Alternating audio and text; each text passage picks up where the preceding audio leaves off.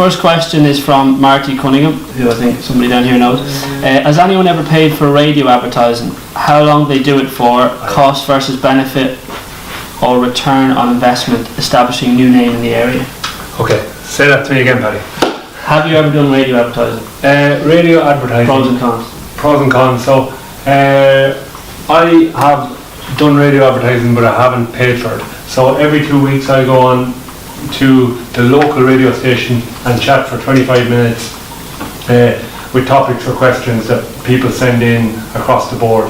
The way I got onto that was I just sent an email saying, do you mind if I come in and talk to you for half an hour just about physio? And they were saying, yeah, we can do a quick questions and answers show, and then it just rolled from there, and it's for free, so it's fantastic for me.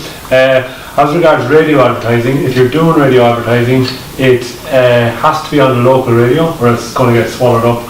So if you're doing like Today FM or BBC, or I'm not sure BBC do it, but like big radios, it's just going to get swallowed up. I know of a company who went bust in Sydney because they spent 50 grand on a radio advertising package and it just did not work. It bombed because there's 4 million people in Sydney and it was just swallowed up and they weren't getting that return on investment. With anything like investing or investing in marketing, you need to know your numbers and it's a return on investment. So if I spend €500 on radio advertisement, what's that going to give me back in return? Any thoughts, views? I'd probably go for, can we get it for free? Yeah, if we get it for free, go. Yeah, so you pick your local, so KCLR for you, KFM, we could go Radio Merseyside, this kind of stuff, but pick who's your demographic, who's your ideal client, and what show do they listen to. So if it's a breakfast show, they're probably going to be the prime slots, we're probably not going to get on that. Is it the mid-morning, or we did one in Louth, which was a lunchtime drive time, and loads of the older people listen to that, and hopefully we've got a slot on that going forward, a bit like what Colin has. So it's a case of, we're the experts, so put ourselves out there and say we're the experts. If you need any information, you can always get us on as a little bit of a, we can speak about a topic, something topical. Let's say there's an issue with back pain and runners or something like that, and you can give them a shout. Look, I have a bit of knowledge, I've done a blog about this, if you want me to come in and have a chat, that's a nice in. So I know one of the lads who's done it in Kildare, he went in a couple of times and now they phone him and say, can we get you in? If you can get a regular slot, sometimes some shows I just want to fill time. Yeah.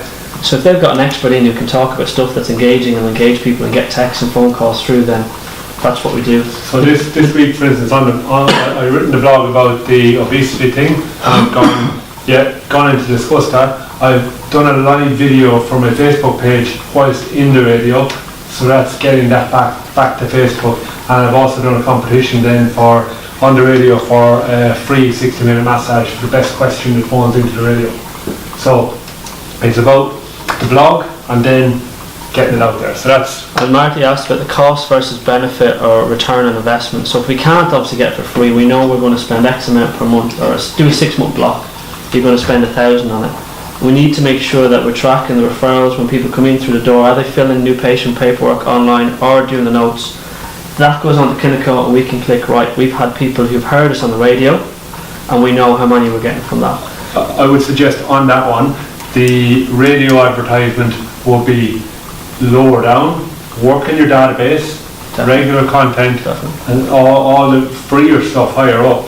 Radio advertisement will be like, I've got a massive clinic, I'm doing nationwide. And for radio advertisement to work, you need to hear it probably 10, 12, 20 times. So it costs money to do that. You need to do it for a period of time. Does it help establish your name? Definitely. But people go to people they know, like and trust, so it's part of the experience. So if they know you, they'll probably go, I know it, I'd go, wonder what the website's like. And you might follow them on social media and see if there's a bit of content going out there, and then it's, have they done a blog about your back pain? Okay.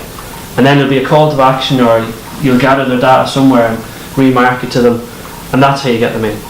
We don't find with the radio stuff that we necessarily get loads of, I heard you on the radio. That will be part of their journey. Yeah. So that's what I recommend for that. Yeah, perfect. Any thoughts or views on that, guys? Questions, talks? Has anyone done radio advertising stuff? Okay. I got a free slot just doing health.